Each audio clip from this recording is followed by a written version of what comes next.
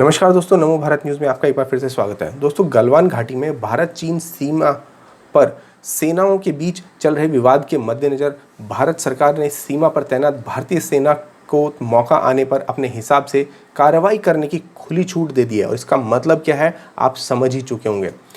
रक्षा मंत्री राजनाथ सिंह के शीर्ष सैन्य अधिकारियों के साथ लद्दाख में हालात पर उच्च स्तरीय बैठक के बाद सूत्रों ने जानकारी मीडिया को दी है। दरअसल एक बेहद ही दिल दहलाने वाली रिपोर्ट सामने आ रही है, जिसके बाद सरकार ने ये अहम फैसला लिया है, जिसका मतलब साफ है कि चीन से युद्ध की तो अब ठहर ही चुकी है। बस इंतजार है कि पहला वार कौन करता है। अब आपको बताऊं कि वो रिपोर्ट क्या है जिससे ये सब खुलासा हुआ है, लेकिन इस बात की गारंटी है कि इस रिपोर्ट को जानकर आपका जो सीना है वो भी प्रधानमंत्री मोदी की तरह 56 इंच का हो जाने वाला है। आप खुद ही इस खबर को अपने जैसे विचार वाले और लोगों के साथ शेयर ज़रूर करेंगे, ये मेरी उम्मीद है। दरअसल बिहारियों ने दिल्ली और पंजाब से लेकर गुजरात और मुंबई तक की आर्थिक प्रगति में लगातार योगदान दिया है। अब उन्होंने एक बार फिर से दिखाया है कि सीमा पर देश की सुरक्षा करने में भी उनका कोई तोड़ नहीं है, उनका कोई जोड़ भी नहीं है। बिहार रेजिमेंट ने एक बार फिर से बिहार और देश का सिर गर्व से ऊंचा किया है। ये कहानी शुरू होती है दोस्तों सोमवार 15 जून 2020 की शाम से, जब भारत के 3 इन्फेंट्री डिवीजन कमांडर अन्य अधिकारियों के साथ श्योक और गलवान रिवर वैली के वाई जंक्शन पर मौजूद थे। ईस्टर्न लद्दाख में दोनों ही देशों के बीच बातचीत होनी थी, लेकिन चीन ने पीठ में छुरा घोंपा था।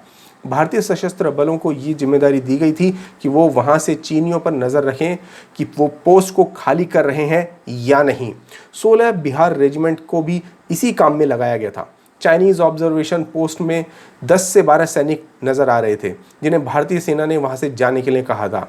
क्योंकि दोनों ही देशों के सैन्य अधिकारियों के बीच बातचीत हुई थी, तो इसमें यही समझौता हुआ था। भारतीय सेना के कहने के बावजूद वो लोग वहां से हटे नहीं थे। इसके बाद कर्नल संतोष बाबू लगभग 50 सैनिकों के साथ वहां चीनियों को ये कहने गए कि वो भारतीय सरजमी को खाली कर दें। चीनियों ने गलवान रिवर वैली में पीछे एक बैकअप टीम तैयार कर रखी थी। उसमें कम से कम 300 से 350 सैनिक थे। जब भारतीय पेट्रोलिंग यूनिट वहां से लौटी, तब तक उन्होंने बैकअप टीम को बुला लिया। जब भारतीय गश्ती दल वहां लौटा तो चीनियों ने पहले ही एक ऊंचे स्थान को देखकर वहां हथियारों संग डेरा जमा रखा था। वो हमले के लिए एकदम तैयार बैठे थे। उनके पास पत्थर, लोहे की रॉड्स, लाठी, डंडे व अन्य नुकीले हथियार थे। दोनों ही देशों के सेनाओं के बीच जब बातचीत शुरू हुई तो जिद्दी चीनियों ने वापस जाने से साफ इनकार कर दिया और बहस करने लगे। इसके बाद भारतीय सेना के जवानों ने उनके टेंट्स और अन्य संरचनाओं को उखाड़ना शुरू कर दिया, क्योंकि वो भारतीय ज़मीन पर कब्जा कर बैठे हुए थे।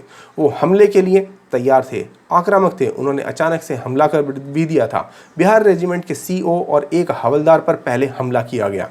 समाचार एजेंसी ANI के अनुसार जैसे ही सीओ नीचे गिरे, बिहार रेजिमेंट के जवान आक्रोश में आ गए। वो इतना आग बबूला हो गए कि उनका अपने से आपक हो गया।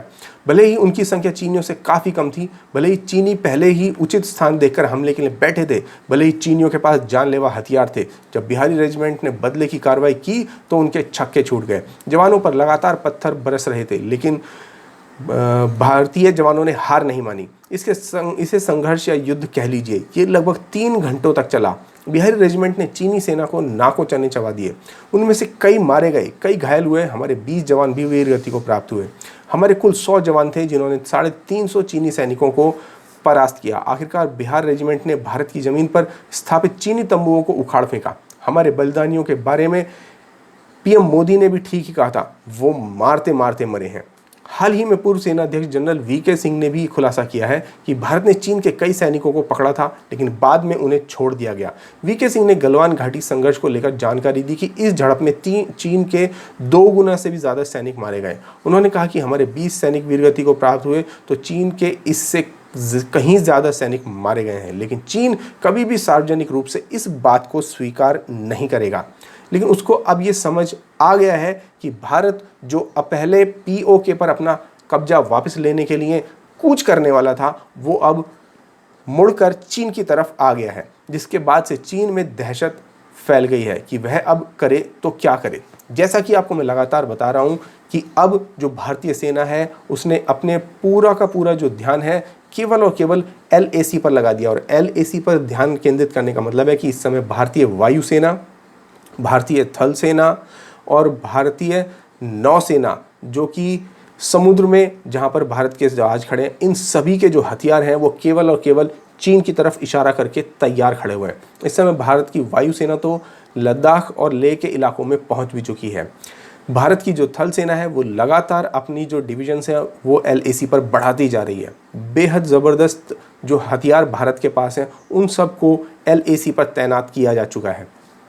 क्यों? दरअसल ये सब जो तैयारी थी वो पहले POK के लिए थी, लेकिन POK से पहले अब LAC की बारी आ गई है। दरअसल इस बीच अब जो चीन है वो समझ नहीं पा रहा है कि वो करे तो क्या करे, पहले पाकिस्तान की मदद करे या पाकिस्तान से मदद ले।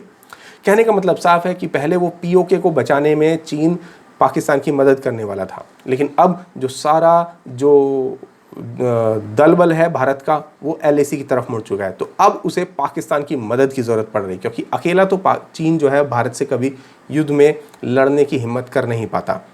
पाकिस्तान से मदद लेने के चक्कर में अगर वो जाता है तो POK को बचाना चाहेगा, और जहाँ से CPEC का रास्ता निकलता है, यानी कि अगर उसे पाकिस्तान की मदद करनी है तो उसे POK बचाने में मदद करनी होगी। क्यों? क्योंकि वहाँ पर चीन का CPEC जो कि बहुत बड़ा चीन का एक महत्वाकांक्षी प्रोजेक्ट है जो पाकिस्तान के ग्वादर पोर्ट से अरब सागर से उसको जोड़ता है, उसको उसे बचाना होगा। लेकिन अब अगर वो CPEC को बचाने की कोशिश करता है तो उसे अक्साई चीन तुरंत गंवाना बैठना पड़ेगा, और अगर वो अक्साई चीन को बचाने की कोशिश करता है तो भारतीय सैनिक उसे असली LAC के पार खदेड़ देंगे। वहीं दूसरी ओर भारत ने नेपाल में अपने प्रभाव से ऐसा एक खेल और खेला है कि वहाँ की जो सरकार है वो अब गिरती नजर आ रही है। दरअसल अब नेपाल की सरकार के ही कुछ लोग नेपाली प्रधानमंत्री के खिलाफ आ खड़े हुए हैं, जिससे वहाँ राजनीतिक संकट खड़ा हो गया है। और ये सब जो चाल थी पहले चीन की थी कि चीन भारत को 3 ओर से घेरेगा, लेकिन अब चीन के खिलाफ भारत ने ही ऐसी रणनीति खेली है कि अब या तो वो पाकिस्तान की मदद करेगा या अपनी मदद करेगा। अगर वो किसी भी एक इलाके पे मदद करने के लिए जाता है या अपने आप को बचाने जाता है तो उसे दूसरे हिस्से से अपना वर्चस्व गंवाना पड़ेगा। वहीं दूसरी ओर नेपाल अपनी ही राजनीतिक स्थितियों में इतना उलझ गया है, फंस गया है कि अब वो चीन की किसी भी प्रकार से मदद करने की स्थिति में है ही नहीं। यहाँ तक कि अब उसकी जो सरकार थी वो ही अगले कुछ घंटों या दिनों में जाने वाली है। यानी कि जो चीन की जो CP जो गवर्नमेंट है, communist party of China CPC की जो सरकार है वहाँ पर चाइना में, वो अगर नेपाल की जो कम्युनिस्ट पार्टी है उससे अगर वो मदद लेना चाह रही थी तो अब उनके बीच के जो रिश्ते हैं वो अब जुड़े नहीं रहने वाले। इसे बोलते हैं कूटनीतिक और राजनीतिक हमला, जिसे प्रधानमंत्री मोदी ने चीन के ऊपर 3 तरफ से किया है। अब आपको बता दूं दोस्तों कि ये सब ऐसे ही नहीं हो जाता, इसके पीछे बहुत बड़ी प्लानिंग और तैयारी करनी पड़ती है। लेकिन साथ साथ देश जो है वो गलवान घाटी में जो संघर्ष हुआ उसको भी नहीं भूला है। गलवान घाटी में भारत चीन सेना के बीच चल रहे विवाद के मद्देनज़र भारत सरकार ने सीमा पर तैनात भारतीय सेना को मौका आने पर अपने हिसाब से कार्रवाई करने की अब खुली छूट भी दे दी है।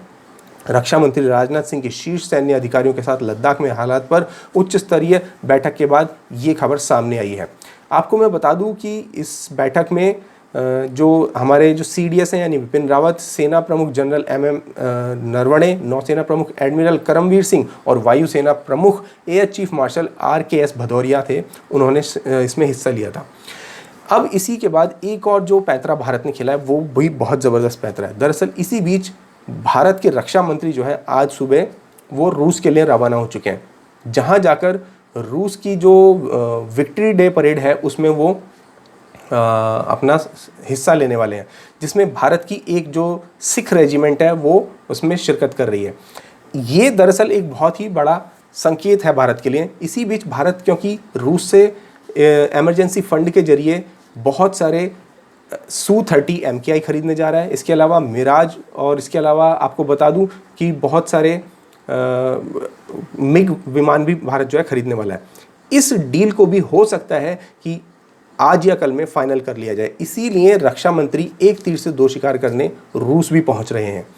अगर ऐसा हो जाता है तो भारत की वायुसेना में जो विमानों की कमी पड़ रही है उसकी कुछ पूर्ति इससे की जा सकती है। इसके अलावा भारत की सरकार ने तीनों सेनाओं को, थल, जल और नौसेना को, थल, वायुसेना और नौसेना को, तीनों सेनाओं को 500 करोड़ का इमरजेंसी फंड जारी कर दिया। यानी कि सेनाएं जो है वो सीधे तौर पर कहीं से भी, किसी भी देश से, किसी भी एजेंसी से 500 करोड़ रुपए तक के हथियार खरीद सकती हैं। तो दोस्तों, इस पूरी खबर पर आपका क्या विचार है, हमें कमेंट बॉक्स में लिखकर ज़रूर बताएं। साथ ही साथ इस वीडियो को ज़्यादा से ज़्यादा शेयर करें। धन्यवाद। जय हिंद।